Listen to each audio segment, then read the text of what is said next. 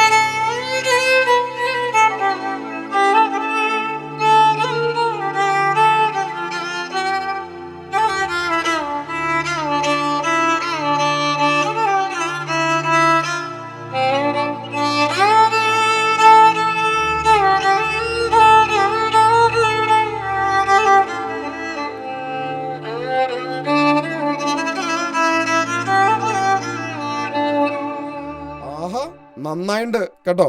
ഈ കൊച്ചു കലാകാരനെ നിങ്ങൾ എല്ലാവരും പ്രോത്സാഹിപ്പിക്കുക. വയലിൻ വായിച്ചിട്ട് കേരള കലോത്സവത്തില് എ ഗ്രേഡ് കിട്ടി അല്ലേ?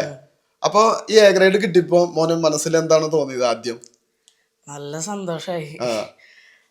നല്ല ഒരു മുമ്പത്തേക്കാളൊരു എക്സൈറ്റ്മെന്റ് ഉണ്ട് ഇപ്പൊ. അത് ശരി. ആരോ വീഡിയോ എടുത്ത് നമ്മുടെ സാറ് ഷെയർ ചെയ്യൊക്കെ ഉണ്ടായി അല്ലേ? അത് അവിടെ പോയപ്പോ സാറ് പറഞ്ഞോ? സാറ് അടിപൊളിയായി നന്നായി വായിച്ചു എന്ന് പറഞ്ഞു. ഞാൻ ഇത് വീഡിയോ എടുത്തിട്ടുണ്ടായിരുന്നപ്പോ ആൾക്ക് ആരോ ഷെയർ ചെയ്ത് കൊടുത്താണ്. അത് ഷെയർ ചെയ്ത് കണ്ടപ്പോ ആള് വീണ്ടും പോസ്റ്റ് ചെയ്തു.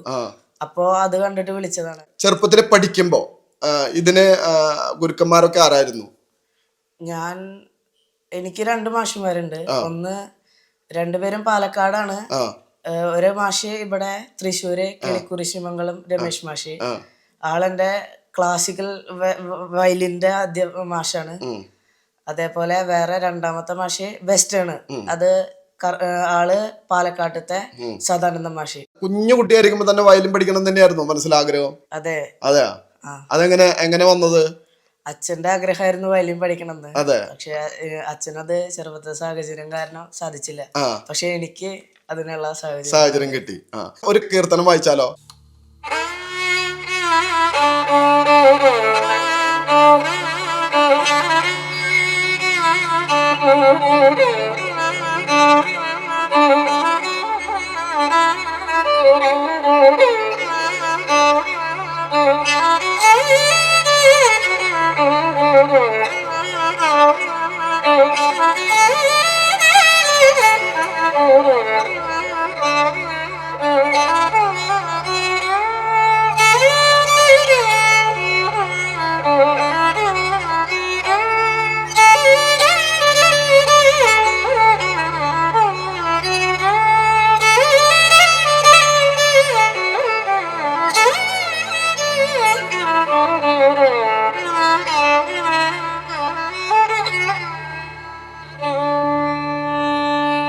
നന്നായിട്ടുണ്ട് കേട്ടാ. ഇപ്പൊ ഈ കേരള കലോത്സവത്തില് പോവാനായിട്ട് എങ്ങനെയാണ് ഇതിലേക്ക് എത്തിയത്? സബ് ജില്ലയില് 2 ഒന്നാം സ്ഥാനം ഉണ്ടായിരുന്നു. ജില്ലയില് കർണാടകനെ കിട്ടി. അത് കഴിഞ്ഞു സ്റ്റേറ്റിലേക്ക് കിട്ടി. അതിലിപ്പോ ഗ്രേഡ് കിട്ടി. എത്ര ആളാണ് നിങ്ങൾ മക്കള്? ഞങ്ങള് 3 പേരാണ്. 3 പേര്. അവർക്ക് ഇതിനോട് താല്പര്യം ഉണ്ടോ? അനിയൻ കീബോർഡ് പഠിക്കുന്നുണ്ട്. കീബോർഡ് ഉണ്ട്. അനിയത്തിനെ ഈ വെക്കേഷൻ തൊട്ട് ഡ്രംസിന് കൊണ്ടുവന്ന് പറയുന്നു. ഡ്രംസ് പഠിക്കാനാണോ താല്പര്യം? അച്ഛൻ എന്താ വർക്ക്? അച്ഛൻ എക്സ്പോർട്ടിംഗ് ഒക്കെ ആയിരുന്നു. അതെയാ. ഈ സംഗീതത്തിലെ സ്വരങ്ങളൊക്കെ പറഞ്ഞു തന്നില്ലേ? അതൊക്കെ ആരായിരുന്നു ചെറുപ്പത്തില്? അത് ചെറുപ്പത്തില് എനിക്കൊരു പ്രകാശ് മാഷ് ഉണ്ടായിരുന്നു. അതെവിടെയായിരുന്നു? മൂപ്പര് ഇവിടെ ഞാൻ ജീവജ്വാല എന്ന് പറഞ്ഞൊരു ആർട്ട് പഠിപ്പിക്കുന്ന സ്ഥലമുണ്ട്. അവിടെ പോയപ്പോഴാണ് പ്രകാശ് മാഷിനെ കണ്ടേ. അത് ഇപ്പോഴത്തെ എന്നെ പഠിപ്പിക്കുന്ന രമേശ് മാഷിന്റെ ശിഷ്യനായിരുന്നു. ശരി. എന്നെ ശരിക്കും രമേശ് മാഷിനെ പരിചയപ്പെടുത്തി തരുന്നത് ഇവിടെ വെള്ളാറ്റഞ്ഞൂര് ഈ നാടിനടുത്ത് തന്നെ ഒരു അനൂപ് മാഷ് ഉണ്ടായിരുന്നു.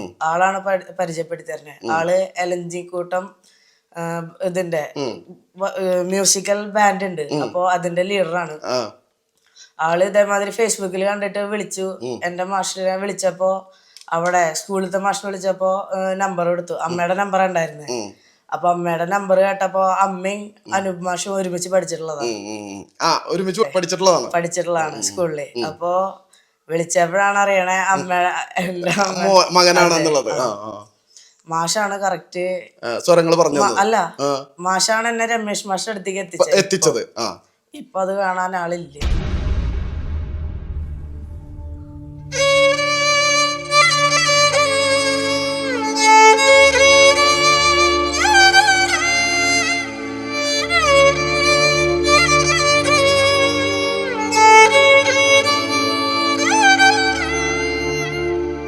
ഒരു നിറഞ്ഞൊരു കലാകുടുംബാണ് ഇവരുടെ വീട്ടില്. അച്ഛന് ആഗ്രഹം ഉണ്ടായിരുന്നു, പക്ഷെ സാഹചര്യങ്ങൾ കൊണ്ട് ആവാൻ പറ്റിയില്ല. ഇപ്പൊ അത് മകനിലൂടെ സാധിച്ചെടുക്കാനാണ് ആള് ശ്രദ്ധിക്കുന്നത്. ആ ശ്രദ്ധയാണ് ഇവനെ ഇത്രയും വലിയൊരു കലാകാരനാക്കി മാറ്റാൻ സാധിച്ചത്.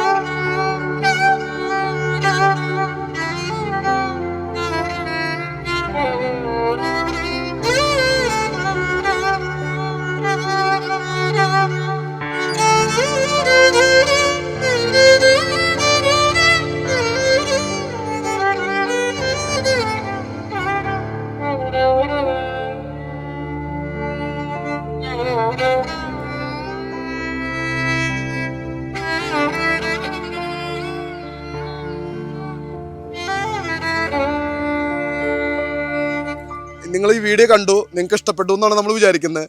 ഇഷ്ടപ്പെട്ടിട്ടുണ്ടെങ്കിൽ നിങ്ങൾ ഷെയർ ചെയ്യുക, ലൈക്ക് ചെയ്യുക, സബ്സ്ക്രൈബ് ചെയ്യുക. ഈ വീഡിയോ കണ്ട എല്ലാവർക്കും നന്ദി, നമസ്കാരം. Bye bye.